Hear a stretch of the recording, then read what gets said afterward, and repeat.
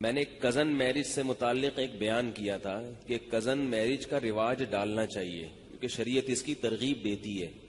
تو بعض لوگوں نے کہا کہ میڈیکل سائنس یہ کہتی ہے کہ کزن میرج میں معذور بچے پیدا ہوتے ہیں. ٹھیک ہے نا, یہ آج کل ایک مشہور کیا ہوا ہے.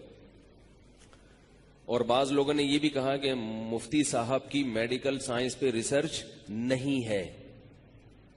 اگر ان کی ریسرچ ہوتی تو یہ بات نہ کرتے. ایسا نہیں ہے. مجھے پتا ہے کہ ڈاکٹر یہ کہتے ہیں کہ کزن میں نکاح سے بچے معذور پیدا ہوتے, مجھے پتا ہے. پھر بھی میں کہتا ہوں کہ کزن میرج کو رواج بول لو یار دینا چاہیے. باقی ڈاکٹر ایسا کیوں کہتے ہیں تو کہنے دیں, ڈاکٹروں کہنے دیں, اس سے کیا ہوتا ہے. باقی ساری باتیں ڈاکٹروں کی مانتے ہیں آپ تو کہنے دیں ڈاکٹر کو, کچھ بھی نہیں ہوتا. چچا زاد, پھوپھی زاد, خالہ زاد, مامو زاد, یہ ان بہنوں سے جو بہن ہے نہیں حقیقت میں لیکن مجازن بہن کہا جاتا ہے قریبی رشتے کی وجہ سے, ان میں نکاح کو رواج دینا چاہیے. اس میں بہت سارے فضائل ہیں اس کے. پہلی بات, قرآن مجید نے الگ سے پروٹوکول دیا ہے ان 4 رشتوں کو. جہاں اللہ نے نکاح کو حلال کیا نا, نبی کو کہا کہ ہم نے آپ کے لیے بہت سی عورتیں حلال کی ہیں, ان میں اللہ نے الگ سے ان 4 عورتوں کا ذکر کیا. وبنات عمک, اے نبی آپ کے لیے آپ کی پھوپھی کی بیٹیاں بھی حلال, یعنی آپ کے چچا کی بیٹیاں بھی حلال. وبنات عماتک, اور آپ کی پھوپھی کی بیٹیاں بھی حلال. وبنات خالک, اور آپ کے ماموں کی بیٹیاں بھی آپ کے لیے حلال. وبنات خالاتک, اور آپ کی خالہ کی بیٹیاں بھی. تو ان کو الگ سے ہائی لائٹ کیا جا رہا ہے. کوئی تو حکمت ہوگی نا, یہی کہ بھئی یہ تو ہے ہی. ہمارے حضرت فرمایا کرتے تھے کہ یہ تو رشتے اللہ نے پیدا ہی شادی کے لیے کیے ہیں. جو رشتے اللہ نے پیدا ہی شادی کے لیے کیے ہوں, کیا ان کو اللہ لنگڑے لولے بچے پیدا کرنے کے لیے کرے گا؟ ہے بھئی, کیا ہو گیا؟ وہ اس لیے پیدا کرے گا تاکہ لنگڑے لولے بچے پیدا ہوں؟ ایسا تھوڑی ہوگا. دوسرا مسئلہ یہ ہے کہ ان میں نکاح میں ایک اور فائدہ ہے, صلہ رحمی. رشتہ داری کیا ہوتی ہے بولو نا, مضبوط. اور رشتہ داری جوڑنا شریعت کا حکم ہے یا نہیں ہے؟ اتنی بڑی فضیلت, نماز روزے کی طرح فرض ہے رشتہ داری جوڑنا. اس سے رشتہ کیا ہو جاتا ہے؟ بہت مضبوط. نبی صلی اللہ علیہ وسلم رشتہ جوڑنے کا بڑا خیال کیا کرتے تھے, بہت خیال. تیسرا فائدہ اس میں یہ ہے کہ شریعت میں لڑکی کا جو نکاح ہے اس میں اس کا اہتمام کیا گیا ہے کہ غیر کفو میں نہ ہو. غیر کفو کا مطلب ہے کہ لڑکا لڑکی کے پیرلل یا اس سے برتر ہونا چاہیے, اس سے کمتر نہیں ہونا چاہیے, خاندانی لحاظ سے خاص طور پہ. بھائی جس خاندان سے لڑکی کا تعلق ہے, لڑکا ویسے ہی خاندان سے بلونگ کرتا ہو. کرتا تو اردو میں ہی ہوگا لیکن آج کل انگلش میں کیا کرتا ہو, وہ بلونگ کرتا ہو. کس خاندان سے؟ ایسے خاندان سے جو لڑکی کے برابر ہو یا اس سے افضل ہو, اس سے نیچے نہ ہو. اسلام میں ذات پات کا فرق نہیں ہے لیکن نکاح کے لیے اس کا خیال کیا گیا ہے کہ لڑکی اونچے خاندان سے کسی کمتر لوگوں میں نہیں جانی چاہیے, ورنہ کس کا نقصان ہے بولو نا, لڑکی کا نقصان. کیونکہ لڑکی نے ماتحت بننا ہے نا شوہر کے, تو ماتحت ایسی شخصیت کے بنا جاتا ہے جو آپ ذہنی طور پر اس کو اپنے سے برتر مان رہے ہو. اگر وہ بھنگی چماروں میں چلی گئی, بڑے اونچے خاندان سے چلی گئی, کہاں؟ بھنگیوں کے خاندان میں, اور آپ کہیں کہ چونکہ وہ بھنگی مسلمان ہے, کلمہ پڑھتا ہے, تو کوئی بات نہیں, ٹھیک ہے کلمہ پڑھتا ہے, مسلمان ہے, چاہے جو بھی ہو, لیکن لڑکی ذہنی طور پر اپنے شوہر کو اپنے سر کا تاج نہیں بنائے گی, اطاعت نہیں کرے گی. اس کو برتری کا احساس ہوگا, میں اونچی اور یہ کیا میں اس کی کیوں مانوں. اس سے طلاق کا ریشو بولو نا بھائی بڑھے گا, اور نہیں بھی طلاق ہوگی تو پھر ایک مصیبت, ساری زندگی ایک ٹینشن. تو یہ جو چچا زاد, پھوپھی زاد, خالہ زاد, مامو زاد بھائی کے رشتے ہیں, یہ سارے کفو ہوتے ہیں خاندانی اعتبار سے. ان میں کوئی بھی خاندانی اعتبار سے غیر کفو بولو نا بھائی نہیں. تو شریعت میں جو کفو کی تلاش ہے وہ کیا ہو جاتی ہے؟ آسان. بھئی یہ تو اپنے ہی خاندان کا ہے, تو خاندان کی تو اب بات ایک پوائنٹ تو کم ہو گیا نا. جو بھائی کتنے نمبر لگائے جاتے ہیں نا, کیا کیا دیکھا جاتا ہے, تو ایک نمبر تو شریعت نے حل کر دیا نا کزن میرج کے ذریعے. اب اس کی تو تحقیق کی ضرورت ہی نہیں خاندان میں. خاندان تو یہ ہے نا, جو تم ہو وہی ہے. کیا خیال ہے؟ اور پانچواں فائدہ, 4 فائدے بیان میں 3 بتائیں, 3 بتائیں آپ لوگ تو نمبر تو یاد کر لیں کم از کم. چوتھا یا 5واں, رکعتیں جب ہم بھول جاتے ہیں نا نماز میں 4 پڑھی ہیں کہ 5 پڑھی ہیں, تو شریعت کہتی ہے 4 سمجھو اور قاعدہ بھی کرو, اس لیے کہ نہیں بھول جاتے ہیں کہ 3 پڑھی ہیں یا 4 پڑھی ہیں. تو شریعت کا مسئلہ یہ ہے کہ جب نماز میں آپ بھول جائیں کہ 3 پڑھی ہیں کہ 4 پڑھی ہیں, تو آپ اس کو فرض کریں گے 3, لیکن تیسری رکعت کے بعد قاعدہ بھی کریں گے, کیونکہ ہو سکتا ہے کہ یہ کون سی ہو, چوتھی ہو. اور پھر ایک اور رکعت کے لیے کھڑے ہو جائیں گے جو یا تو چوتھی ہے یا 5ویں ہے. کھڑے اس لیے ہوں گے کہ اگر وہ 3 ہوئی تھی تو پھر چوتھی ہو جائے, اور اگر 4 ہوئی تو 5ویں کیا ہو جائے گی, گریوی. اب نماز میں گریوی لگانا جائز نہیں ہے, تو اس کا شریعت نے حل یہ رکھا کہ آپ 5ویں کے لیے کھڑے ہوں اور آخر میں سجدہ سہو کر لیں. کیا خیال ہے بھائی؟ تو اگر وہ 4 تھی تو پوری 4 ہو گئی, اور اگر 5 تھی تو گریوی جو آپ نے اضافی لگائی اس کی پینلٹی کس سے ہو گئی, سجدہ سہو سے ہو. اسی کو حدیث میں کہا ہے فَلْيَبْنِ عَلَى الْأَقَلِّ. حدیث میں آتا ہے کہ جس کو نماز میں شک ہوا نا 3 پڑھی ہیں کہ 4 پڑھی ہیں, تو وہ عقل سمجھے, کم سمجھے اور اس پر بنا کرے آگے. تو ہم نے کتنے نمبر لگائے ہیں, 3 ہیں یا 4, تو ہم 3 پہ سجدہ سہو کر لیں گے آخر میں. ٹھیک ہے. چوتھا نمبر کیا ہے کہ جو چچا زاد, پھوپھی زاد, خالہ زاد, ماموں زاد رشتے ہوتے ہیں ان کو بچپن سے دیکھا بھالا ہوتا ہے, جوا نہیں کھیل رہا ہوتا انسان. آج کل جو نکاح ہو رہے ہیں نا وہ جوئے ہیں, جوئے. اچھا نکل گیا تو نکل گیا, نہیں نکلا تو پتہ ہی نہیں کیا نکلتا ہے پھر وہ, کیونکہ کسی غیر کے بارے میں پورے طور پر تحقیق کرنا ممکن نہیں ہے. بعض لوگ میرے پاس بھیج دیتے ہیں کسی کو, والدین نا میرے پاس بھیج دیتے ہیں کہ اس نے ہماری بیٹی کے لیے رشتہ بھیجا, مفتی صاحب ذرا اس کو دیکھیں کیا ہے. تو وہ نہا دھو کے شیمپو لگا کے بڑے تمیز سے آتا ہے میرے پاس. ٹھیک ہے, نہا دھو کے شیمپو ویمپو لگا کے خوشبو میں اوڑا, ایسا لگتا ہے کہ میرا دل چاہ رہا ہوتا ہے کہ میں اس سے بیعت ہو جاؤں. اب کیا پتا کہ یہ حقیقت میں ایسا ہے یا نہیں ہے بھائی, کو پتہ چلا سکتا ہے. آپ کہہ سکتے ہیں اس کے آفس سے پتا کرو, آفس فون کر کے پوچھا, ہاں بھائی صحیح ہے, تو ہو سکتا ہے باس کے سامنے صحیح ہو, وہاں تو ڈنڈا ہے نا باس کا, تو جہاں ڈنڈا ہوتا ہے وہاں تو سب صحیح ہوتے ہیں بھائی. تو گھریلو زندگی کیسی ہے اس کا پتہ چلانا بہت مشکل.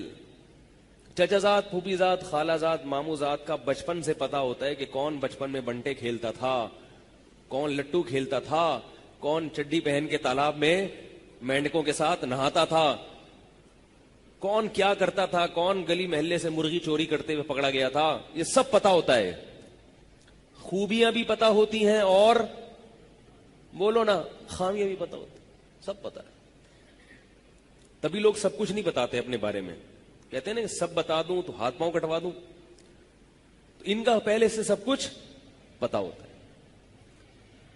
تو اب اگر ان میں خامیاں بھی ہیں تو پہلے سے پتا ہوتی ہیں کہ یہ ہے, لہذا پہلے سے برداشت کرنے کا تحمل ہوتا ہے کہ بھئی یہ تو ہے. کزن میرج کا یہ فائدہ ہے, چچا زاد بہن ہو یا چچا زاد بھائی ہو, پہلے سے پتا ہے. تو کتنے فائدے ہو گئے, 4 فائدے ہو گئے. اور بھی بہت سارے فائدے ہیں اس کے, اگر میں گنوانا شروع کروں تو اور بھی یاد آئیں گے مجھے. یہ 4 بھی ابھی صرف بیٹھے بیٹھے سرسری غور سے یاد آئے, ورنہ اور بھی فائدے ہیں. پھر آگے نسل جو پیدا ہوتی ہے نا اس میں بھی بڑے فائدے ہیں, بڑے فائدے ہیں. اس میں دونوں کے مفاد ہوتے ہیں. جو رشتے ہیں لڑکی اور لڑکے کے ابا اور اماں کے جو رشتے ہیں وہ دونوں طرف سے ہوتے ہیں, لہذا دونوں ان رشتوں کی پاسداری کرتے ہیں. آپ نے شادی کر لی یہاں سے امریکہ میں, تو امریکہ والی کے ننیال وہ ادھر ہے اور آپ کا جو رشتہ ہے وہ ادھر ہے, تو ان سے آپ کا کوئی تعلق نہیں اور ان سے ان کا کوئی تعلق نہیں, تو مشترکہ مفاد نہیں ہوتے. پھر ایک اہم فائدہ 5واں نمبر وہ یہ ہے کہ اگر اختلافات ہوتے ہیں میاں بیوی میں، دونوں خاندان بیٹھ جاتے ہیں، کیونکہ ان رشتوں کے ٹوٹنے میں دونوں خاندانوں کا نقصان ہوتا ہے، تو جوڑنے کی کوشش کون کرتا ہے؟ دونوں خاندان کرتے ہیں. کیا ہو گیا؟ کتنی واضح بات ہے نا. دونوں خاندان جوڑنے کی کوشش کرتے ہیں. تو اگر اتنے سارے مفادات اس میں ہیں تو اگر ایک لنگڑا پیدا ہو بھی جائے تو برداشت کر لو. کیا خیال ہے؟ اول تو ہوگا نہیں انشاءاللہ، کچھ نہیں ہوتا. بالفرض اگر اتنے سب ہونے کے باوجود ایک لنگڑا پیدا ہو جائے تو چلتا ہے، لیکن ایسا ہوتا نہیں ہے. اب میں سائنس کی طرف آتا ہوں. میڈیکل سائنس کیا کہتی ہے کہ تاکہ یہ ٹاپک جب چھیڑا ہے تو مکمل ہو جائے نا. میڈیکل سائنس یہ کہتی ہے کہ اس میں معذور بچے پیدا ہونے کا امکان زیادہ ہے. مجھے نہیں پتا یہ تحقیق صحیح ہے غلط ہے، آپ فرض کر لیں کہ صحیح ہے. صحیح ہوگی جب ڈاکٹر کہہ رہے ہیں، کچھ تو دیکھا ہوگا انہوں نے. کیا خیال ہے؟ کچھ دیکھا ہوگا، کچھ ریسرچ کی ہوگی. تو یاد رکھیں کہ شریعت میں ایسے اسباب جن پر نتیجہ مرتب ہونے کا امکان بہت کم ہوتا ہے. تھوڑی گاڑی اردو استعمال کر رہا ہوں، پھر اس کی وضاحت کروں گا آسان زبان میں. ایسے اسباب جن پر نتیجہ مرتب ہونے کا امکان بہت کم ہوتا ہے، شریعت میں ان اسباب کو لفٹ کرانے کی اجازت نہیں ہے، اور اس کو توکل کے خلاف سمجھا گیا ہے. بعض اسباب ایسے ہوتے ہیں جن پر نتیجہ مرتب تو ہوتا ہے مگر لاکھوں میں ایک یا ہزاروں میں ایک. تو شریعت کہتی ہے ان اسباب کی طرف توجہ مت دو ورنہ وہمی بن جاؤ گے، کیونکہ شریعت میں توہم پرستی کی اجازت نہیں ہے. اب ڈاکٹر کی تحقیق اگر صحیح بھی ہے تو مشاہدہ یہ کہتا ہے کہ یہ اکثر نہیں ہوتا، ہزاروں میں کوئی ایک ہوتا ہے. تو یاد رکھو ہزاروں میں ایک لنگڑا بچہ یا ایک بچہ معذور پیدا ہونے کا امکان اگر کنزن میرج میں ہے تو یہ ہزاروں میں ایک کا میں معذوری کا امکان کے تو اور بہت سارے اسباب ہیں جو اس سے بھی زیادہ قوی ہیں. ایکسیڈنٹ کے ذریعے بچوں میں معذوری کا امکان کزن میرج سے زیادہ ہے. نہیں آ رہی بات؟ بیماریوں کے ذریعے، عام بیماریوں کے ذریعے بچوں میں معذوری کا امکان کزن میرج کے امکان سے زیادہ ہے. تو کیا اس چکر میں آپ اولاد پیدا کرنا چھوڑ دو گے کہ کہیں معذور نہ پیدا ہو جائے کیونکہ وہ فلاں جگہ ایک جگہ ساؤتھ افریقہ میں ایک بچہ معذور پیدا ہوا ہے؟ یہ فرض کرو گے آپ؟ نہیں آ رہی بات؟ بچے گم بھی جاتے ہیں، کتنی بڑی ٹینشن ہے والدین کے لیے. لاکھوں میں ایک بچہ، 2 لاکھ 10 لاکھ میں ایک بچہ گمتا بھی ہے. گمتے ہیں نا بچے، بعض دفعہ اغوا ہو جاتے ہیں. اس چکر میں آپ اولاد پیدا نہ کرو کہ کہیں اغوا نہ ہو جائے. تو شریعت آپ کو کہے گی وہمی. کیا کہے گی؟ پاگل ہے، وہمی ہے، سٹھیایا ہوا ہے. جیسے ڈاکٹروں کی ڈاکٹری ایک دلیل ہے، سائنس کی تحقیق ایک دلیل ہے، تو مشاہدہ بھی تو ایک دلیل ہے نا. ہم دیکھ رہے ہیں کہ بچوں کو آپ صبح وین میں بٹھاتے ہیں، گاڑی میں، کنوینس میں، بعض دفعہ ان گاڑیوں کا ایکسیڈنٹ ہو جاتا ہے. اور یہ بہت ہوتا ہے کیونکہ صبح صبح ڈرائیور جو ہے نا، جو بچوں کو کی وین لے کر اسکول جاتے ہیں، وہ بہت اسپیڈ سے بھگاتے ہیں. اور ایسے کئی کیسز ہوئے ہیں. لیکن ہزاروں وین میں سے کوئی ایک وین ہوتی ہے جس کا ایکسیڈنٹ ہوتا ہے. آپ اس احتمال کی وجہ سے کیا بچے کو اسکول بھیجنا چھوڑ دیتے ہو؟ ظاہر ہے یہ رسک لینا پڑتا ہے بھائی، یہ تو ہوتا ہے. تو جتنا امکان بچے کے ایکسیڈنٹ ہونے کا ہے، اس سے بھی کم امکان کزن میرج کے نتیجے میں معذور بچہ پیدا ہونے کا ہے. ایک بات تو یہ. دوسرا، کزن میرج کے نتیجے میں اگر معذور بچہ بالفرض پیدا ہوا تو یہ بھی یقینی نہیں ہے کہ یہ کزن کی وجہ سے ہوا ہے، یہ ویسے ہی ہوا ہے. لیکن جو وہمی لوگ ہیں وہ اس کو کس کھاتے میں ڈال دیں گے؟ Cousin marriage. تو بھائی انگریزوں کا حساب کتاب الگ ہے، وہ اللہ کو نہیں مانتے. اللہ پہ توکل کیا ہوتا ہے اس لفظ سے وہ آشنا نہیں ہے. وہ تو احتیاط کے قائل ہیں. تو احتیاط میں وہ اتنے پاگل ہو جاتے ہیں کہ مائیکل جیکسن نے ہاتھ پہ کیا باندھے ہوئے تھے؟ دستانے، تاکہ کسی کے جراثیم میرے ہاتھ پر نہ لگے. اب آپ مائیکل جیکسن کو سمجھا سکتے ہو کہ ہاتھ اتار کے مسافہ کیا کرو؟ وہ بھی دلیل دے گا کہ میڈیکل سائنس یہ کہتی ہے کہ جراثیم ہاتھ کے ذریعے ہاتھ میں ٹرانسفر ہوتے ہیں، اور اس کی رپورٹیں پیش کر دے گا وہ. تو آپ کے پاس کیا جواب ہوگا؟ وہ کہے گا بھائی فلاں سن میں 1920 میں یو کے میں ایک آدمی نے کسی کو ہاتھ ملایا تھا, رپورٹ یہ کہتی ہے, تو جراثیم اس کے ٹرانسفر ہوئے تھے اور وہ مر گیا تھا. تو جب یہ امکان ہے, خارش تو لگ سکتی ہے نا, خارش زدہ آدمی کو آپ ہاتھ لگائیں گے تو امکان ہے نا خارش لگنے کا, بلکہ اس کے ساتھ بیٹھیں گے تو خارش لگنے کا امکان ہے, وہ چھینکے گا تو نزلہ لگنے کا امکان ہے, زکام کا امکان ہے. تو کیا ان امکانات کی وجہ سے مسافہ کرنا مسلمان چھوڑ سکتا ہے؟ اور گرین والے عید کے دن 3 دفعہ گلے ملنا چھوڑ سکتے ہیں؟ ہے بھائی, فیضان مدینہ والے عید کے دن 3 دفعہ گلے ملتے ہیں, تو کیا وہ یہ مان لیں گے یہ بات کہ بھائی مائیکل جیکسن تو گلے ملنا تو دور کی بات, وہ تو ہاتھ ملانے سے پہلے ہاتھ پہ کپڑا چڑھا رہا ہے, ذرا سے اس کے سامنے کوئی مائیکل جیکسن کے سامنے اگر چھینک دے نا, یہ دائرہ اسلام سے خارج ان کے نظر میں, یعنی جو ہاتھ ملانے پر آمادہ نہیں ہے اس کے سامنے آپ اگر چھینک دیں گے تو وہ تو آپ کا بیڑا غرق کر دے گا, بولے گا میں تو کب سے احتیاط کر رہا ہوں اور چھینک رہے ہو. تو میڈیکل سائنس تو یہ بھی کہتی ہے, لیکن شریعت اس کو کیا قرار دیتی ہے؟ توہم پرستی. شریعت کہتی ہے وہ 1901 میں ایک آدمی نے فلاں سے مسافہ کیا تھا تو مر گیا تھا, 1901 سے اب تک کروڑوں لوگ کروڑوں سے گلے مل رہے ہیں اور نہیں مر رہے, تو ان کروڑوں کو دیکھو گے یا 4-6 واقعات کو دیکھو گے؟ بھائی سمجھ لو کیا کہنا چاہ رہا ہوں میں.